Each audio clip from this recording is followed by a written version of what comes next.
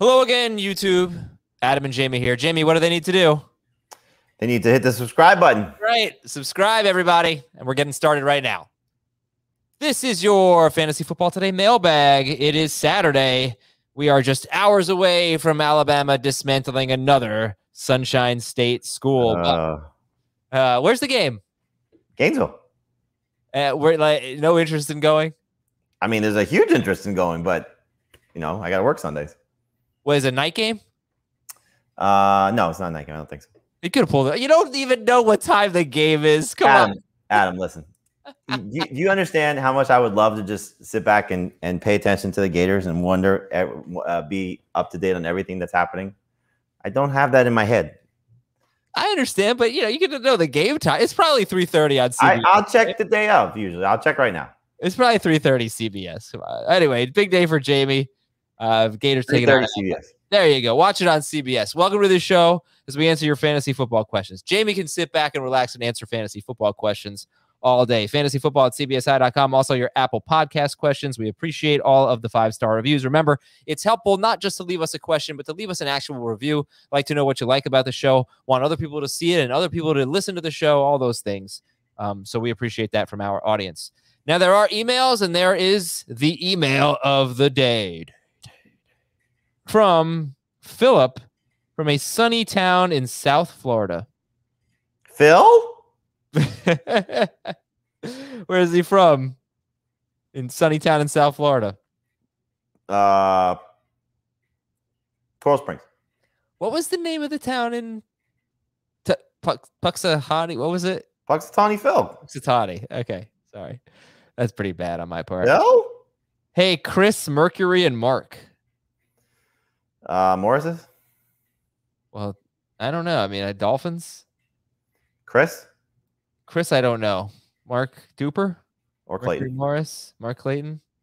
I don't know. You're the Dolphins guy. Consider this point, if you will. Carter?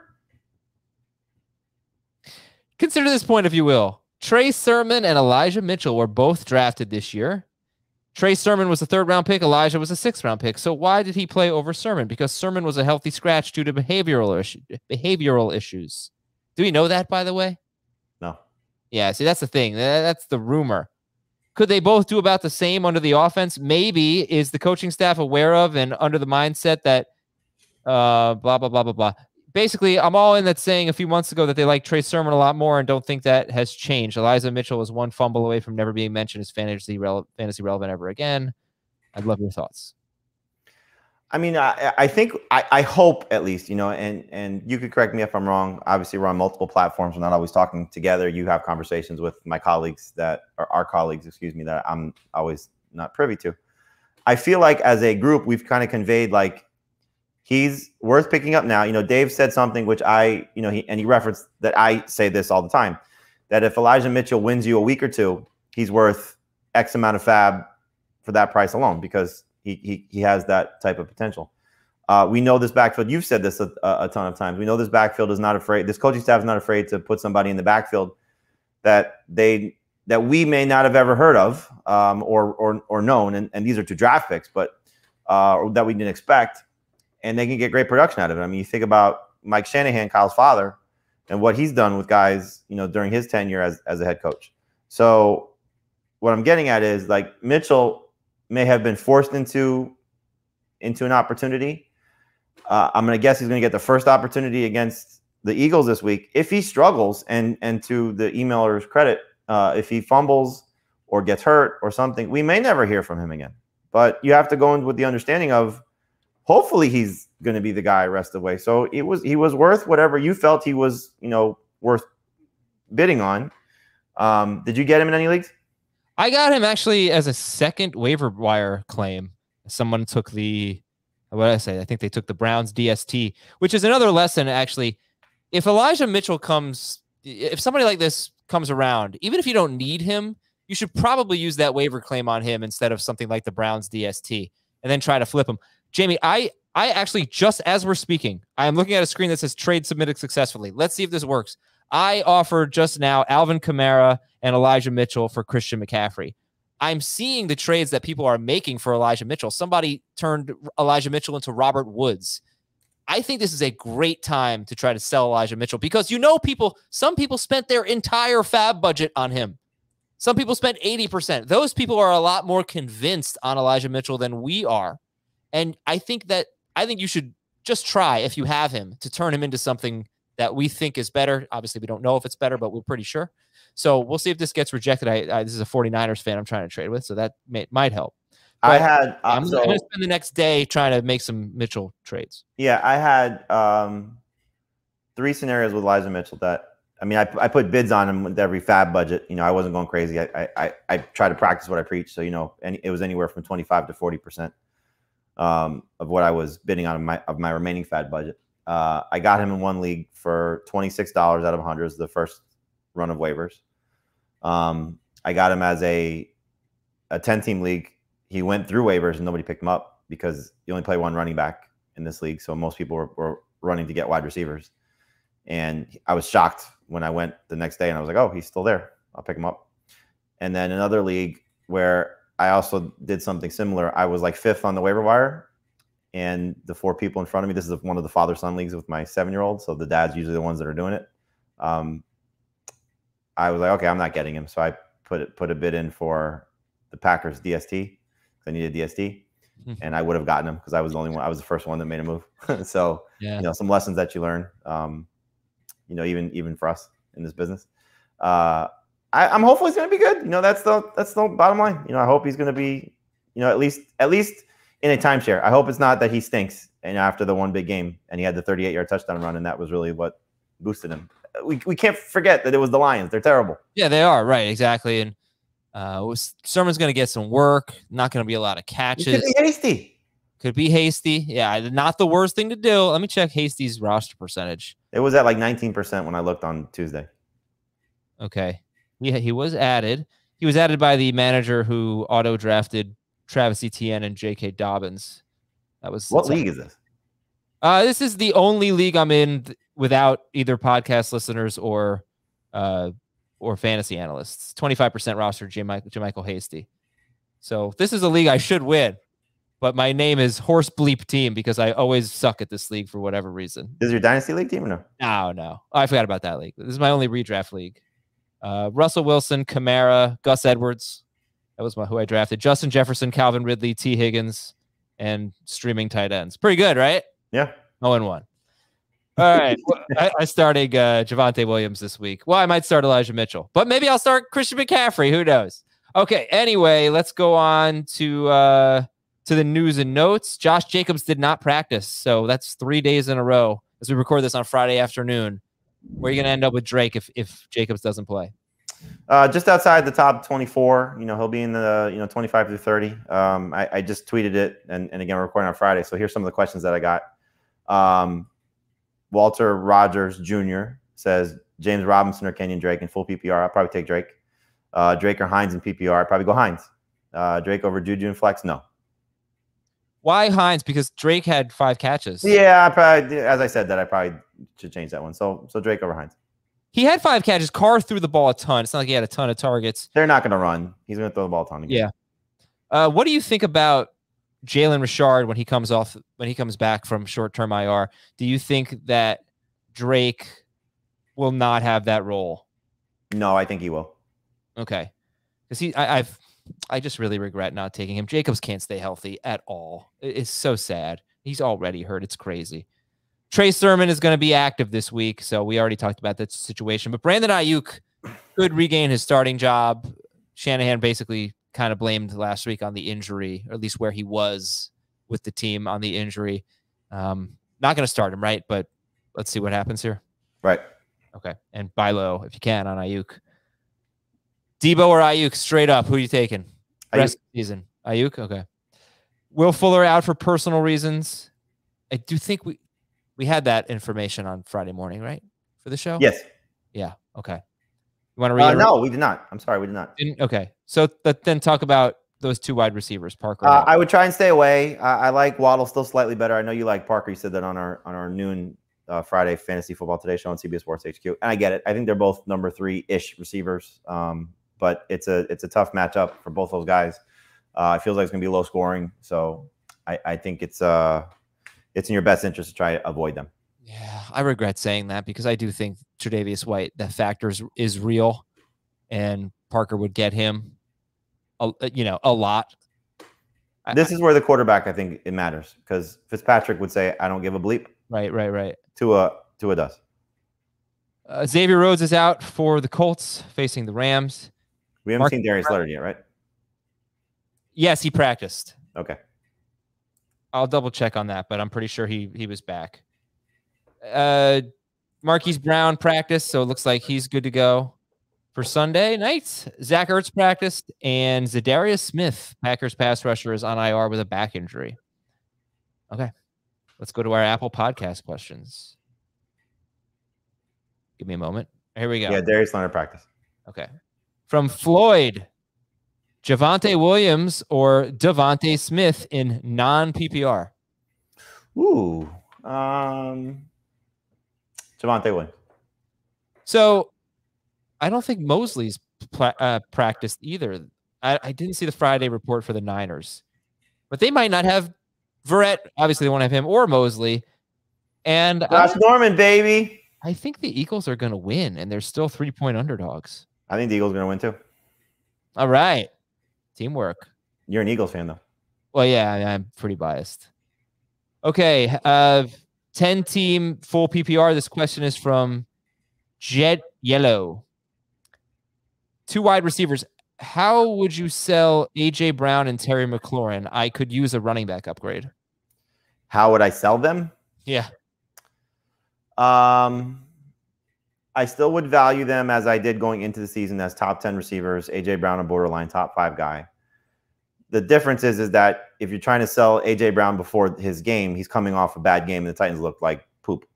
So you're not going to get probably as good of a player back in return. Now, if you're trying to sell McLaurin after his game last night, my gosh, that's the perfect scenario, right? If you're trying to, get rid of a player for, an upgrade. So, like, if I'm trying to trade A.J. Brown right now, I'm probably looking at Antonio Gibson. I'm probably looking at Najee Harris. I'm probably looking at, guys that had a little bit of a struggle in week 1 that were drafted probably a little bit ahead of them. If I'm really trying to, see if I can get somebody of similar value, but that looked great in week 1, I'd probably go to the Joe Mixon fantasy manager and say, can we make a deal that way? But those are the running backs, the guys that we had ranked anywhere from 6 to 15, 6 to 12. Mm-hmm. David Montgomery, those type of guys. Okay. I'm going to say something now, and everybody, you can clip it and make fun of me in 2 years. I am pretty happy if I drafted De'Ami Brown in a dynasty league. I think he's going to be a good player. I'm totally agreeing with you. This was one of Pete Prisco's better than guys, which is the list that he puts together of players that are not going to get drafted high, that he thinks are better than their draft stock. And, I think a lot of us were hopeful that when Curtis Samuel went down, that he would be the one that stepped up. Clearly, it's been Adam Humphries a little bit more. But the kid's got big-time playmaking ability. He does. And, yeah. He's going to be, I think, I'm trying to think of like a comparison. Maybe 2 years from now, Darnell Mooney, how we're talking about him. Guy that was a 5th-round pick. Yeah, I don't know. It was weird because Brown, if you recall, on the eve of the draft, there was buzz that he was going to be a 1st-round pick. That obviously did not happen, but people really liked him. He was kind of like a Javonte Williams. Some people, same school and all, but some people thought he was that good, and he fell a little bit. All right, start 3 in PPR from Tyler. McLaurin, I'd start him. Deontay Johnson, Corey Davis, Antonio Brown, and Sterling Shepard. Jeez. Now, I'm sorry we're never really going to answer these before Thursday night unless you send them early in the week. So let's take Terry McLaurin and Shepard out of the equation. Who are your 2 favorites? Deontay, Corey Davis, or Antonio Brown? Not Corey Davis. Deontay and Antonio. All right, this is from 2-Inch Titan. Full PPR. DJ Moore, McLaurin, Damian Harris. Boy, so many McLaurins here. Not a good idea to ask Thursday night questions. Who do you like better, McLaurin or Harris? For this week? Yeah. McLaurin now. More. DJ Moore. Which Harris? Damien. And what's the format? PPR. DJ Moore. Grade the trade from Crazy Legs. I traded Adam Thielen and Tyson Williams for Stephon Diggs and Tyson Jones or Tony Jones. He meant to write. He wrote Tyson Jones. It totally fooled me there. If you were to take Tony Jones out of it, I'd still give it an A. So it's an A. Okay. Pick a flex from Sam. Half PPR. Mike Davis, Juju, Fuller, Ronald Jones, Jamal Williams. So no Fuller. Mike Davis, Juju, Ronald Jones, Jamal Williams. Half Juju. Juju. Okay. From the Real Big Blue 26. Oh, well, you must be a huge loser then. Wow. Well, because, it's a Giants joke. 12-team full PPR league. Choose one. DJ Moore, Antonio Brown, Damian Harris, or Tyler Boyd. Antonio Brown. From DH. I don't know how to pronounce your last name. Sorry. What's more annoying, when I go, or when Heath goes, yeah? Oh, neither annoy me. The yeah thing is great because it's so predictable. Yeah. And it's very reassuring. Does Dave have one? No, I don't think so. Not that I can think of. Maybe the listeners. I'm gonna pay attention to it now. Comment in the YouTube section. Let's see. Oh God. Where self-esteem goes to die. Why? YouTube comments. Constructive criticism is good. Sometimes. I don't mind that people hate me. That's fine. Adam is an idiot. All that stuff. I think I probably get it the worst. The only person who doesn't get any criticism is Heath. He is like, nobody hates Heath. I hate Heath. What's with everybody? No. I think we all get it to a certain degree. But it's fine. Look, people are entitled to this. We used to have, Adam, I don't know if you recall, we used to have comments on our stories. Yeah. And so, coming from, a newspaper. Those were worse? Huh? Those were worse? Oh, my God. Really? Terrible. And then we used to have, people could send us emails unsolicited. The stuff that I heard, man. Whew. The people who email are actually usually nice. Yeah, that's more personal. I think the people that email, first of all, I don't mind if you're critical. You absolutely have every right to be critical of stuff that we say that's wrong. Totally get it. It's the stuff that gets personal that's obviously a little tough. Those are the ones. But I don't mind. People say that they hate me or critical of stuff that I say. That's fine. I've learned, and a lot of people out there listening, well, some of you might want to go into the industry. I know I hear that a lot. How did you get in and all that? You got to have thick skin, obviously. But sometimes criticism good because, you don't realize you're doing something that people aren't receiving well, and you can become a better on-air personality from it. But it's the personal stuff and the name calling that does, kind of bothers me. But all right, anyway. Did I read the question? I have a pickle. Godwin, Lamb, I'm in a pickle. I hope you don't have pickles because they are food. They're sandwiches. Come on. Godwin, Lamb, Swift, and Diggs. I need to start 2 wide receivers and a flex. Godwin, Lamb, Swift, and Diggs. Who's sitting? Man, that's a great group. I probably said Swift. Yeah. From Jack Brace. Is trading for depth stupid? I'm in a 14-team PPR league. Start 2 receivers and a flex. I just lost Mostert, and I have Saquon, so it's not looking good for me. I do have Gaskin, though. I was thinking about cashing in on Tyler Lockett's week 1 and trading him for Damian Harris and Sterling Shepard. No, I feel like you can get more for Lockett, but that's not horrible in PPR. The concept is not bad in a 14-team PPR league, trading for depth.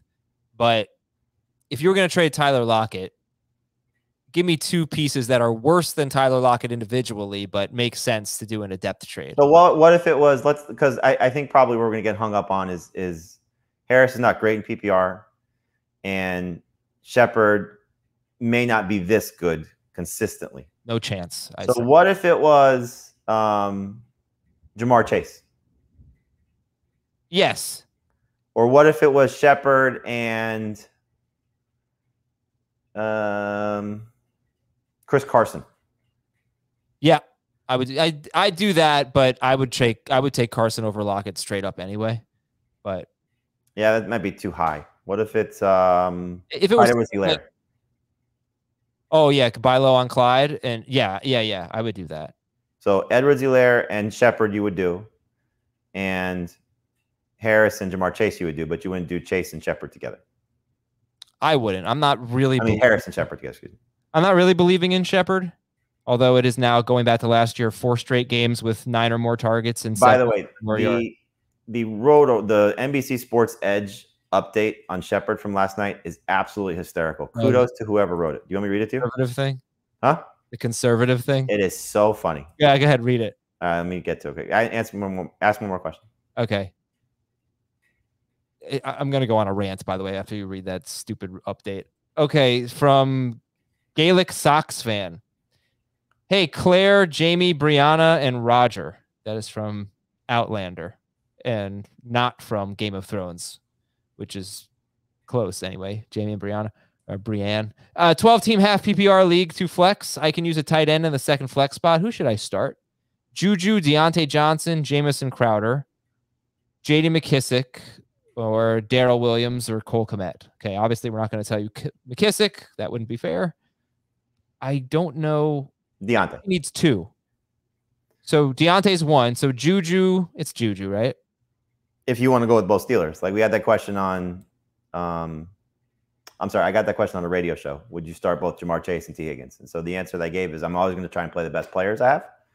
But, you could get a little annoyed if clearly one guy is great, one guy stinks. And if but quarterback stinks. Crowder, Darrell Williams, and Cole Kmet. I mean, right. So those are it's easy to play your best players there. Yeah. All right, you ready for the update?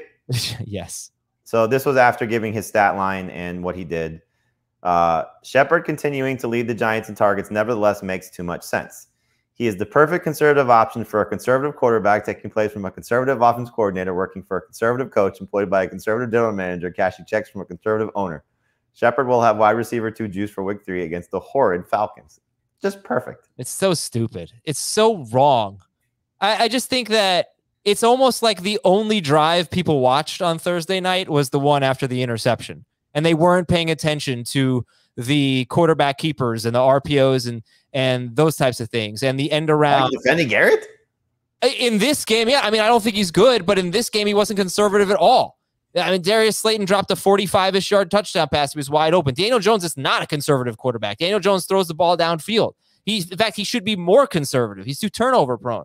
This game was not on Jason Garrett. It's just the storylines that people focus on when you watch an entire game and you focus on this one conservative drive, which was a mistake, which was dumb. But by the way, they gave the ball to Saquon Barkley twice, and he didn't do anything with it. But he is their best player. It just all the narratives I saw on Twitter. That Twitter drives me crazy.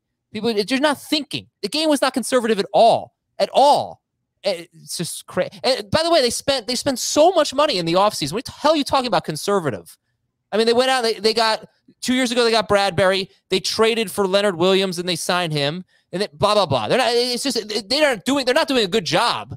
But this was totally missed the mark. Totally missed the mark. All right. Anyway. Yeah. Bridgewater or Tannehill? Bridgewater. Tannehill. Julio, Sutton, Juju, or Boyd? Juju. 10-team PPR, Claypool or Sutton this week? Claypool. Grade the trade.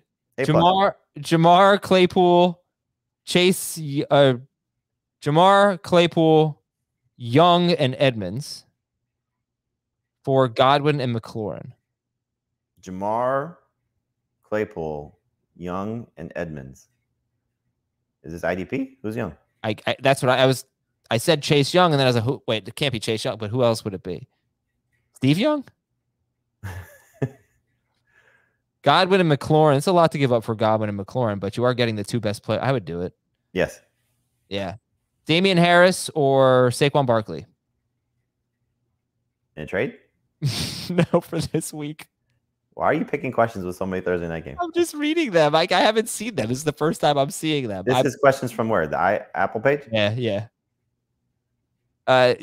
Anyway, what would you have said? I would have said Harris. Good for you. Who should I start, James Robinson or Chase Edmonds? Edmund. All right. And that is it for our Apple Podcast questions. Thank you so much for those. So, big weekend plans? 3:30 Saturday. There, just couldn't find the Fantasy Cops music. Thank you. Yes, 3:30 Saturday. I know what you're doing. Send in I'll your be reading YouTube comments all weekend. We're putting we're out for justice here. We're like Steven Seagal. We are the fantasy cops regulating what's going on in your league. All right, first one is from Champ P. We have a new commissioner this year, and he is a ruthless dictator. When I you used the full word. Yeah. When I asked him what the definition of a legal lineup was, he replied in all caps, "No definition." Last year, he did not play a kicker in the last week of the season to intentionally lose, and it forced my team to miss out on a bye. This ultimately cost me a shot at a three-peat in our league. I complained endlessly, but was overruled because my league wanted me to fail. Now this year, week 1, he does not start a defense to have one more roster spot to pick up another position player, which ended up being Elijah Mitchell. Please help define what a legal lineup is and put my commish on blast. I mean, obviously a legal lineup, in my opinion, should be you have to start all your guys for that week.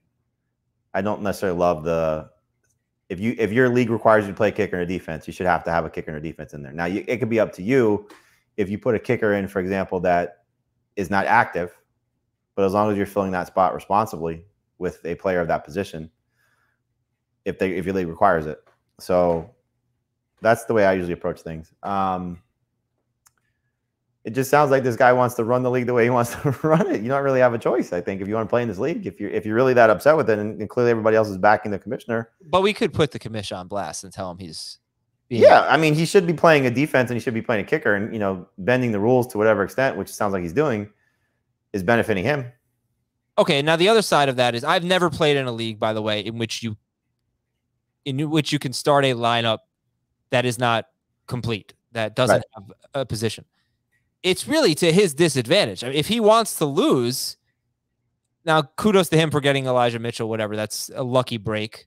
But he didn't start a defense. That's could be, 8 points or something. Could be a lot more, but on average, 8 points. That's a big deal. So it's not like it's a really big benefit, in my opinion. Should that not be legal?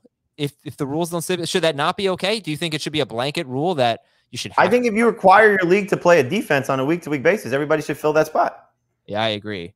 But if you don't, then I guess it's a risk worth taking. The only problem is then you get into the situation where later in the year, if you've already been eliminated from the playoffs, you can pull that crap to mess with other fantasy managers and get them to not have a bye. And that bothers me. Yeah. So for that reason, I think every league should require you to field a complete lineup.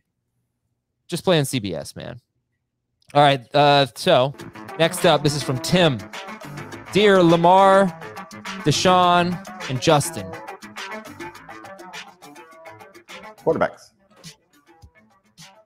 Sure. No, because it's spelled Desean. So I'll give it another chance. Lamar, Deshaun, and Justin. Once upon a time, there were 5 of them. They made very good music. Oh, ABC. Easy as 1, 2, 3. This is Jackson's. Jackson. Lamar Jackson, Deshaun Jackson, Justin Jackson. Jackson 5. Gotcha. Yeah. Action Jackson. Okay. I was thinking Justin Timberlake. Fantasy Justice, I will play this segment of your podcast in class if it is read. All right. Reaching a new audience. I teach high school math, and I started an 8-team league with a group of seniors in one of my classes after hearing them nonstop talk about their recent draft and trade offers. I figured it was an opportunity to bond with them, but also be able to say, okay, no more fantasy talk for the rest of the period. I let one of my very enthusiastic students create the league, but I told him to make me co-league manager. I noticed Friday afternoon during week 1, he moved himself from 7 of 8 in waiver wire priority to number 2. I moved him back, hoping he would take the hint and not need further conversation when I saw him Monday. Monday afternoon, he did it again. He wasn't in school Tuesday, so I brought it up with his friends and league mates, and he promptly put himself at 8 of 8 after they berated him with messages. Is this embarrassment of all the students in the league booing him and saying, cheater, when class started on Wednesday, punishment enough? Yes, 100%. Public shame is always worse. He obviously didn't get a chance to make the waiver moves, so it's not like you're going to take a player away from him. But now you got to keep an eye on him. So it's, I've been in some situations where I've caught a commissioner doing something wrong in leagues that I'm in, and at least for me, I try to address it privately and be like, look, I caught you. Don't do it again. Especially, I can get certain data points that no people are privileged to, because I can find out the behind the scenes moves. Oh yeah. So if you want to play on our site, you're not going to do that ever again. But I think public shame is certainly the best form of embarrassment, especially for a young guy. Yeah, I think so. That's pretty bold that he did that. All right, don't do it again. If you do, then we're moving you to the back of the waiver wire priorities the following week as well. And Jamie, because we're getting things off our chest right now, I have a guilty conscience. I have a player in my IR that's no longer IR eligible, so I'm going to make the roster move. I noticed it this morning, and I'm going to drop Jamison Crowder. Good job. Yeah. So there you go. Really was your responsibility as the commissioner, but I'll do your job for you. Thank you for managing your own team. You're very welcome. All right, Jamison Crowder is back on the waiver wire. We're going to take a quick break here. When we come back, we've got your emails. fantasyfootball@cbsi.com. Back here on Fantasy Football Today, let's read your emails. Thank you so much for all of your emails, all your Fantasy Cops questions and whatnot. Leslie says, I need a flex in a half PPR league. I am torn between Jacoby Myers and Javonte Williams, or Terry McLaurin, or Saquon Barkley, or J.D. McKissic. No, just kidding. Myers or Javonte Williams, half PPR. Half, I'm going to go Javonte. I think it's going to be a good game for both the Broncos running backs, and the fact that he had 14 carries, the same amount of touches. I think this is a game where Javonte has not a huge breakout game, but a good enough game that you say, okay, he can maybe be a flex for me moving forward. From Garrett, half PPR, Mike Davis or Javonte Williams? Javonte Williams. Just play the matchups. From Trenton, give up Antonio Brown and Mike Davis. Get Clyde Edwards-Helaire, PPR. No. Wow. Davis wasn't so far off from Edwards-Helaire in the draft process. And Antonio Brown looks fantastic. He was 3 rounds. Well, you know what? I never really heard your thoughts on Clyde Edwards-Helaire after week 1. What do you think? I mean, I like the fact that he dominated the running back work, so that's encouraging. I think they're going to be better games ahead. This is a really interesting week because last year when they faced the Ravens in week 3, I think it was, he had 5 catches for 70 yards. And so I hope that that's something that continues, that he's going to have that type of work in the passing game. We saw the Raiders, throw the ball 6 times to the running backs, 5 times to Kenyon Drake. So I'm hopeful for Edwards-Helaire, but I just, okay, so maybe it was 3. I think it was more closer to 2 rounds because I think Edwards-Helaire ended up being a 3rd round pick and Davis was a 5th round pick. So, what you're talking about is also maybe 3 to 5 spots in the rankings too. And, like if you're asking Heath, I think Heath might have had Davis ahead of Edwards-Helaire.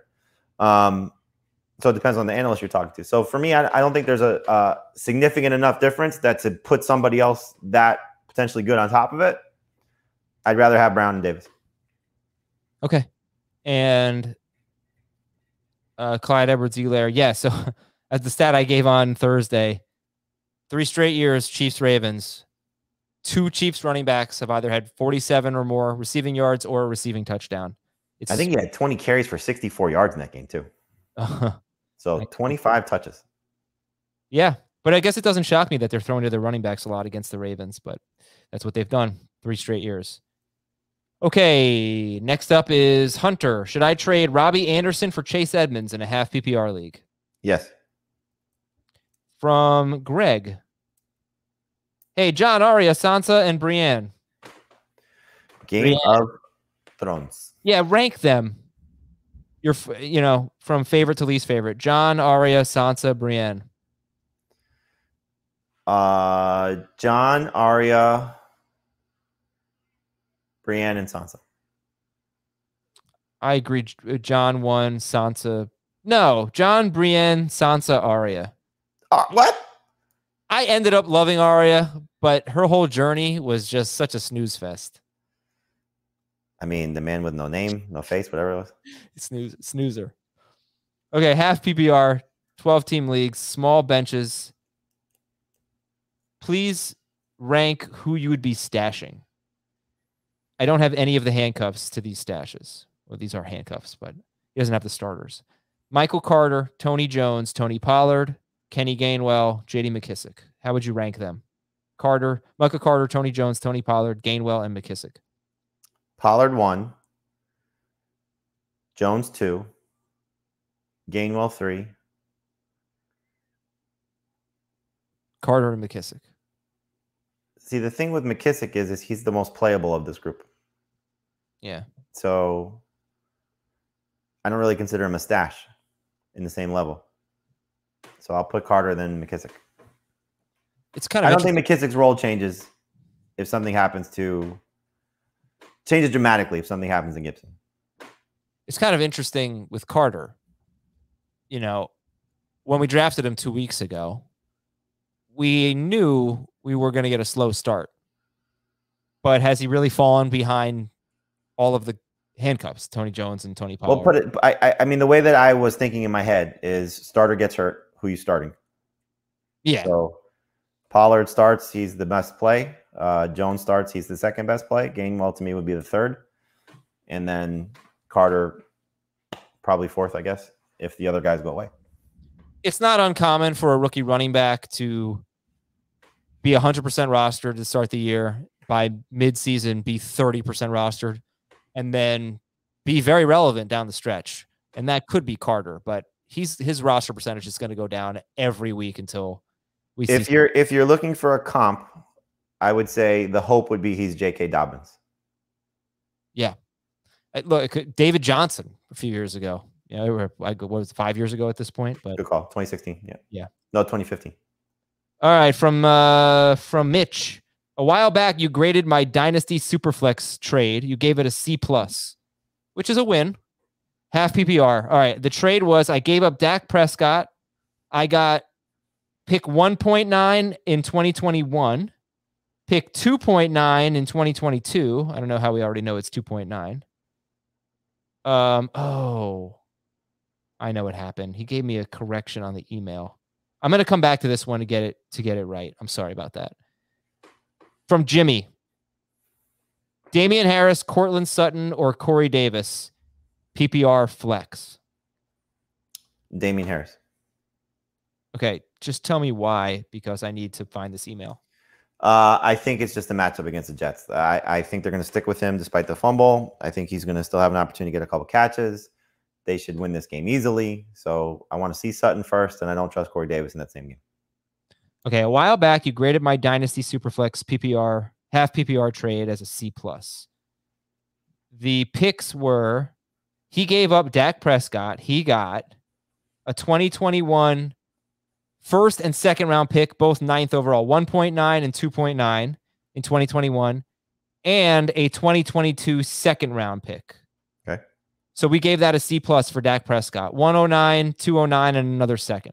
We don't know what he got for 109, right? We do now. Okay. So now regrading, he gave up Dak Prescott. He got Zach Wilson, Elijah Moore, and a 2022 second round pick. F. Hey, there's a lot of potential with Wilson and Moore. There's a lot. All right, let me ask you this, just in theory. 3 years from now, who's the better fantasy quarterback? Dak Prescott. 3 years from now, is Elijah Moore a must-start fantasy wide receiver? He really could. What do you think? I have no idea. I'm going to say not must start, but 6th round pick kind of player. So Tyler Boydish. Yeah, sure. Okay. So Zach Wilson is Stafford. What do you? Great. So Stafford and Tyler Boyd for Dak. I'd rather have Dak. Yeah. Yeah. It's funny how things work out, huh? Now, if you were to that's super flex. Yeah. Yeah, I was gonna say, like, if you were to tell me it was Fields or Lance, it's a different story. Elijah Moore has potential to be a lot better than Tyler Boyd. We'll see. So he does. You need Elijah Moore to be a superstar, because I think the quarterbacks in a few years are still going to be slanted one way heavily. Yeah, but maybe he's going to be that good. Maybe Zach Wilson. I agree with everything you're saying, but this is what's fun about it. You have no idea the outcomes here. You saw the touchdown pass he made to Corey Davis when he was rolling to his right. threw a pretty nice ball in the end zone. Yeah, I'm not judging Zach Wilson. This isn't a Zach Wilson stinks by any stretch, or Elijah Moore stinks, but you gave up a top 5 quarterback right now, and that has Amari Cooper locked in contract-wise if he stays. CeeDee Lamb still be on the team because his rookie deal stays. You know, Michael Gallup, we don't know, but who's going to be the third receiver? I mean, there's a lot to like about Dak. Yes. Still for the foreseeable future. All right, this is Jamie from Jersey. Dear Joe, LC, Ernie, and Dwight. I don't know. I gave up Tyson Williams. I got Brandon Ayuk in a PPR Dynasty League. Wow. Perfect type of trade to make. Yeah, especially in Dynasty. Okay, from Salvatore. Half PPR, I was offered Metcalf and Pitts for George Kittle and Kareem Hunt. Would you give up Kareem Hunt and George Kittle for Metcalf and Pitts? I would much rather have Metcalf and Pitts in Dynasty. Oh, no, this isn't Dynasty. The previous one was. Oh, Metcalf and Pitts or Hunt and Kittle? I'd rather have Metcalf and Pitts. Yeah. All right, from Jason. I need to start 2, and 1 has to be a running back. Jonathan Taylor. No. This is her starters. Okay. James Robinson, Devin Singletary, Javonte Williams. Pick 1. Javonte. And then pick 1. James Robinson, Devin Singletary, Laviska Shenault, KJ Hamlet. I don't know who he is. Darnell Mooney and Brian Edwards. I would have said Singletary before the Zach Moss news. I have to gamble on Robinson here. I just have no faith right now. Laviska, Hamler, Mooney. I'll go Laviska. Okay. From Matthew, Myles Gaskin or Damian Harris, PPR? Gaskin. And from Mike. Mike from a city that was discovered by the Germans in 1904. They named it after, yeah, I'm not going to read the rest. San Diego. Robbie Anderson or Kyle Pitts or Cole Beasley, PPR? Let's go with Kyle Pitts. And from Andrew, what do I do with Kenny Golladay? He's played horrible the last 2 weeks. Do I keep him or try to find a trade for him? You're not going to get fair value in return, so I would keep him and see what happens against the Falcons. This is the perfect squeaky wheel scenario coming up. Yelling at his quarterback, team struggling, easier opponent after the first 2 matchups. So I would say hold tight, and then if he has a big game and you want to try and sell him, then sell him then. So you like Sterling Shepard better than Golladay rest of season? It's hard not to right now, right? It's hard not to right now, but if you step back and think about it, Golladay has been such a better player than Sterling Shepard in his career. Well, of course, but let's just think about their roles and format, right? So if we're talking half or full PPR, I'd be very surprised if there's many games that Kenny Golladay has more catches than Sterling Shepard. Now, obviously, you would expect more yards and touchdown potential to favor Kenny Golladay, so that's where it should hopefully even out. But I would not be surprised if we get to the end of the season and Shepard has 30 more receptions than Kenny Golladay. I completely agree. Keep in mind, though, it's kind of like what you were talking about with the Titans. They had such a disjointed offseason, and maybe they were just getting their feet wet. Yep. These were the first 2 games that Golladay and Jones played together. Yep. So, but it's also the history of Jones and Shepard. They have a great chemistry. They absolutely do. And Shepard looks like he's playing very freely right now. He's playing great. Okay, by the way, the greeting before, I'm disappointed that you didn't get this. I knew I wouldn't get it, but Joe, LC, Ernie, and Dwight are Steelers legends. Oh, yeah. Okay, from Henry, last one here. PPR, Jamar Chase or Elijah Mitchell? Jamar Chase. Okay. Just want to keep you updated. I have not gotten an acceptance of the Kamara and Mitchell trade. I was holding my breath.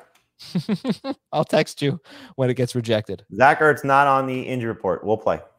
I don't think. Did we even talk about Zach Moss, by the way, being active? You're not starting Singletary anymore, are you? I am not starting Singletary anymore. I still would favor Singletary over Moss for this week, but I have to downgrade him. So, I had Singletary listed as a sleeper and start sit. That is no longer to the same degree, but I think he's still the better Bills running back. Okay. Thank you to Jamie and to everybody for watching and listening. Very much appreciated. We'll talk to you on Sunday. Both those YouTube comments. Let's see them. 10 a.m. Eastern on CBS Sports HQ until kickoff. It's going to be great stuff with Jamie leading the way. And good luck to the Gators. And I might as well root for them since I'm rooting for the Eagles this year. See you later, everybody.